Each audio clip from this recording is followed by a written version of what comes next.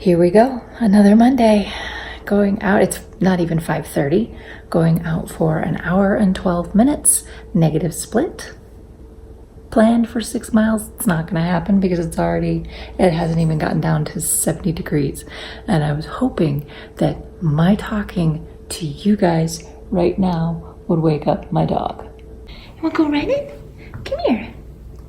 Come here, puppy. Oh, not awake yet. I know it's so mean for mommy to get you out of bed so early.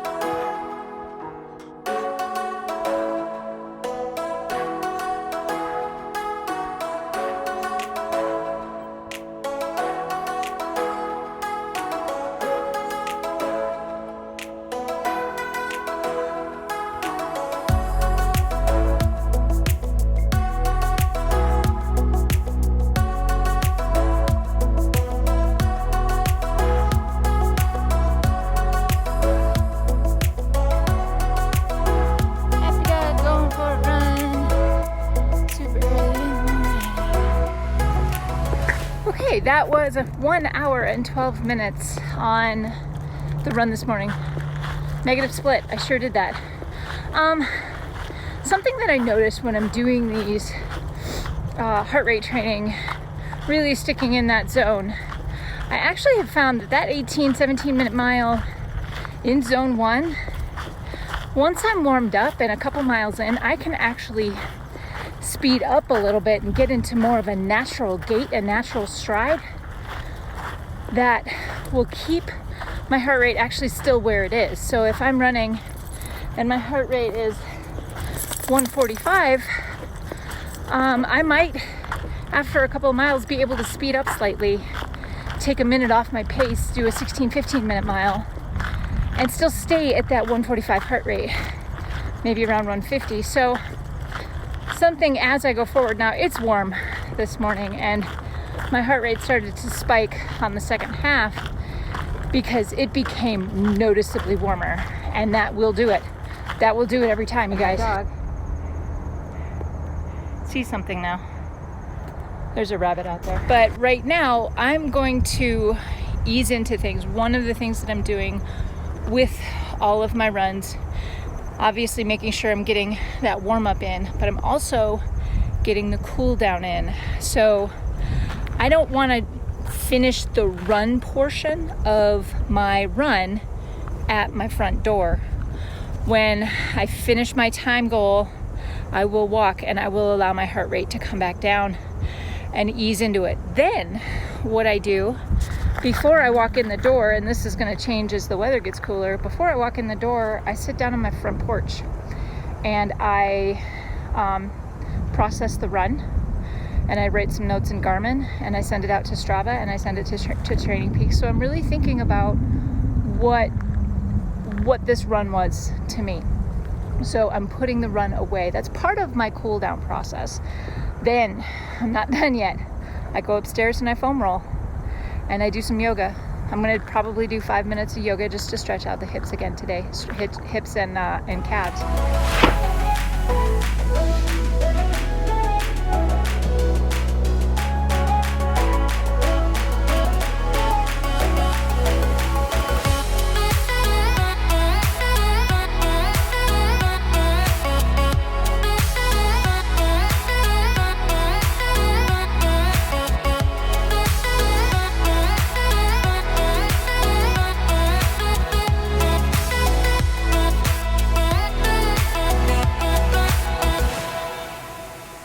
For a video is probably the hardest, most tedious part, because I never know exactly where I want to put the camera, because I feel like the bookshelf is fine, but it's not very dynamic. I don't know.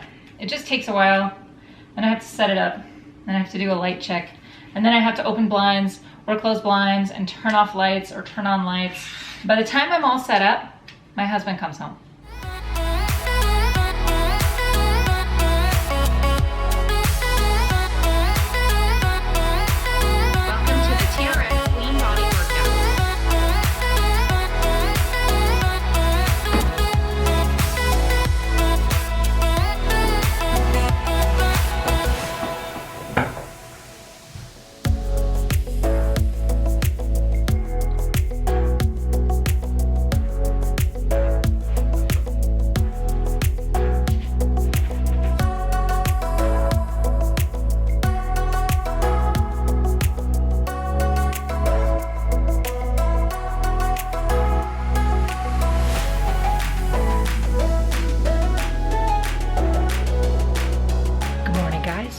5:17 on Wednesday morning. I have a 2-mile tempo run. Quick warm up, about 12 minutes, doing 2 miles at tempo pace, and 12-minute cool down. So I'm not exactly sure how long this is going to take or how many miles I'm going to get in, but it should take 45 to 60 minutes round trip. So right now I am going to take some space here on the sidewalk and do my dynamic warm-ups. It is dark. I hope you can see me do it. Let's see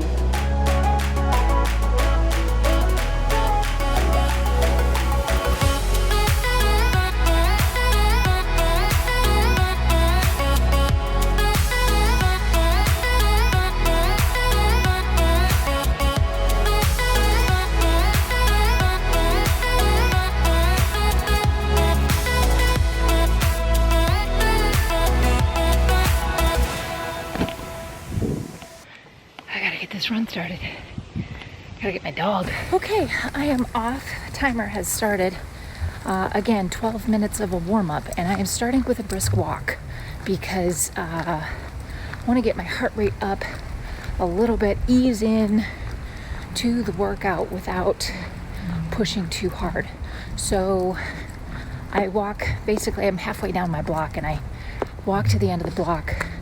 There's a slight hill, a little quick incline up to the main path in the park. So I walk to that point, warm myself up a little bit, and then I start my slow, easy shuffle. Miko the Wonder Mud isn't sure he's awake yet, and it's barely even first light. So at the top of the hill here, so I'm gonna jog it. Check in with you at the cool down. Oh, it's rabbit season.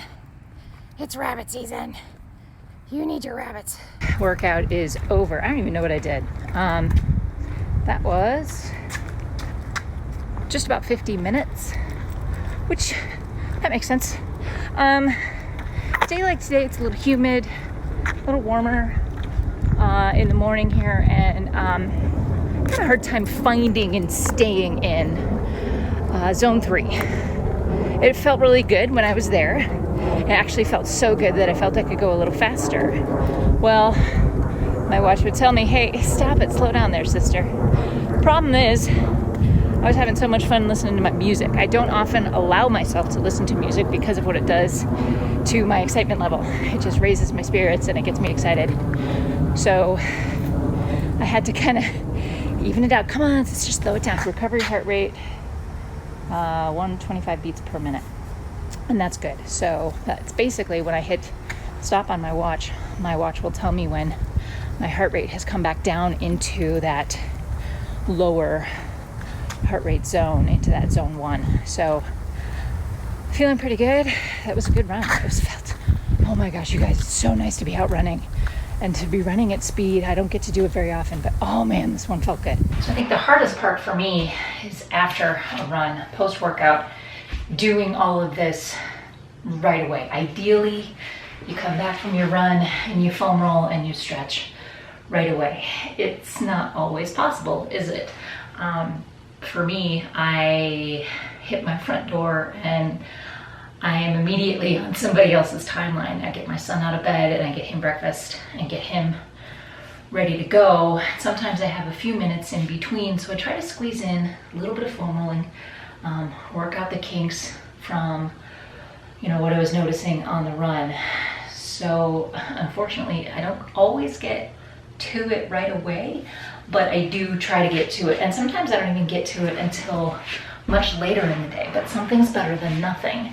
So just because I don't get to it right away doesn't mean I've missed the boat and I've got to get to it. So I will, if I don't get to it right after my run or within the first half hour after my run, I will carve out some time in the middle of the day, put on a YouTube video and catch up with what my friends are doing over on YouTube, and I will work a little bit of those kinks out. So I'm going to really right now just get the glutes and the hips and all of that, and then I'll do about 5 minutes of yoga in that span of time that my son's in the shower. How much foam rolling I do Depends on how tight I feel. This run felt really, really good. So, and I think that has a lot to do with how well I warmed up, because I did my foam rolling before I went out. I had a really good, strong, dynamic stretching, dynamic warm-ups session, and then I walked. I did a brisk walk to start my run, and then once I got into my run, I was well warmed up and I could kind of cruise along at a good clip, and a little faster than I have been for the last week or so. Just finished off my first swim of this training cycle with just cross training.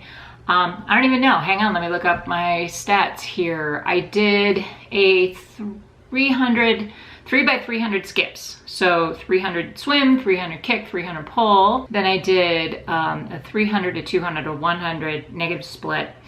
And I actually feel really good about this. I did the first swim at the rec center. I don't check this as often as I did. I'm not as obsessive about it, really, as I was at the beginning of the year. So I am 1,400 miles on the year. So I'm on track, I think, to actually hit 2019 miles on the year if I keep going at this rate. Especially with marathon training coming up, the mileage is gonna go up. That's pretty good. I'm also in my Amerithon challenge. I am at 450 plus miles, which means I've already gone this far. Okay. But now I'm all the way here. So I get to put another sticker in my passport. The Inferno. Basically, I just went through Death Valley and I came out alive. The 134 mile distance through Death Valley matches the highest temperature ever recorded in the United States, 134 degrees.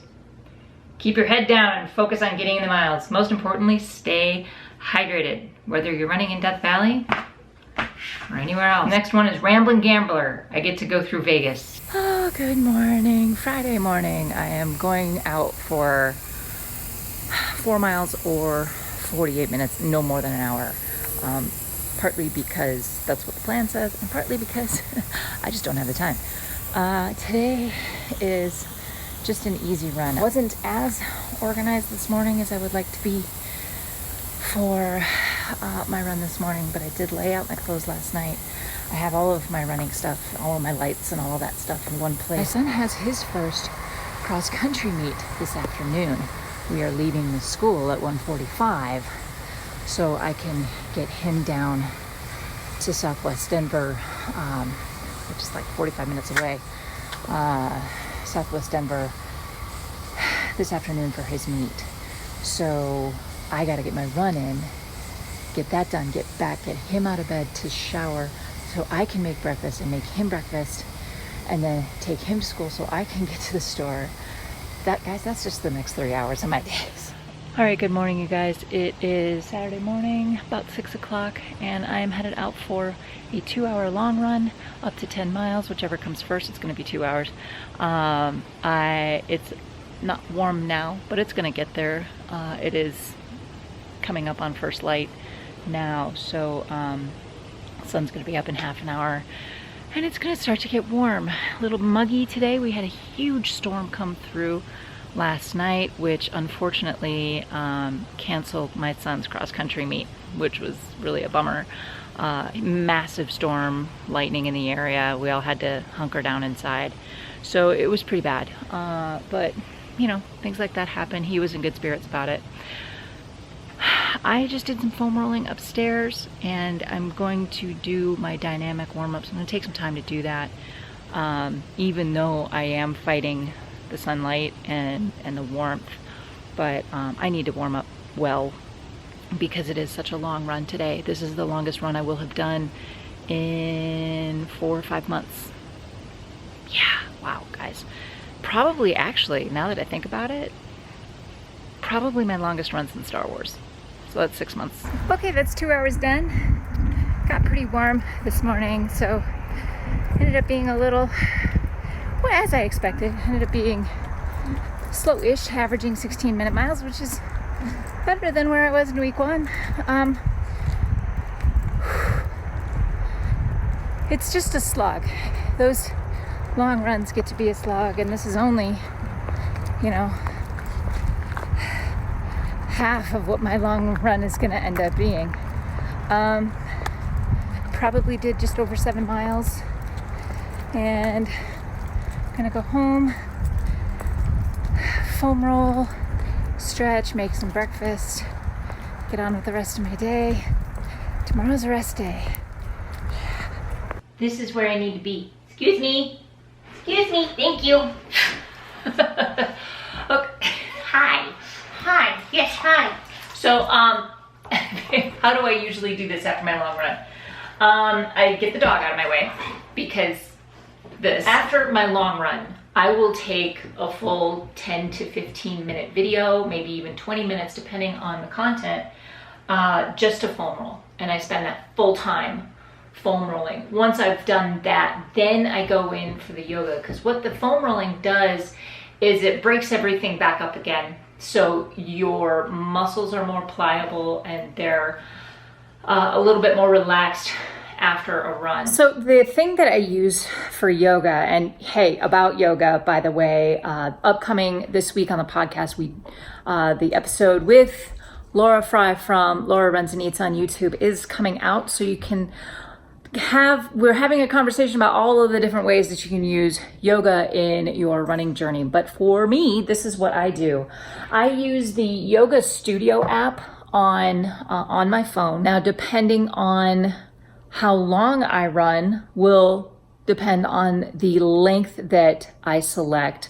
So after a 2-hour run, I will probably do 15 to 20 minutes of this post-run yoga. I really need to stretch out my hips. You like my mug? This thing came in the most inappropriately sized box. It was ridiculous. I opened the box and I'm like, really?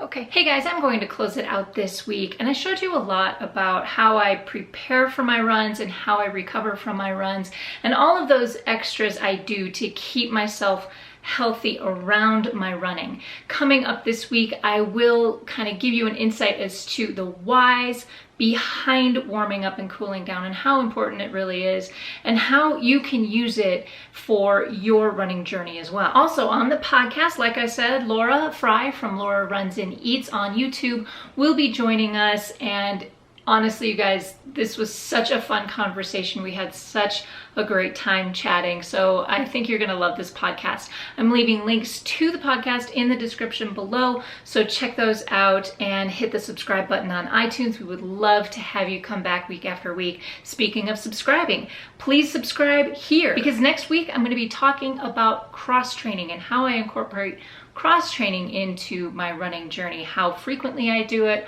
what are some of the workouts I do other than running, and showing you the ways that I use cross training in my overall running journey. Basically, this was a great week of workouts. I had 4 runs totaling just over 19 miles. I did a TRX session for 30 minutes and I swam for about 40 minutes. I did a mile in the pool. I did a lot of those extras, the warming up, the cooling down, the foam rolling, the stretching. And I also did a lot of walking this week as well, and I'll get into why I do those extra walks next week. My question for you today is this: how much time do you spend in your warm-up and cool down? Please leave thoughts, questions, comments, and suggestions in the comment section down below. Don't forget to subscribe, like I said, if you haven't already, and hit that thumbs up if you like this video. Guys, thanks so much for watching. We'll see you on the next one. Until then, go find your awesome and happy running.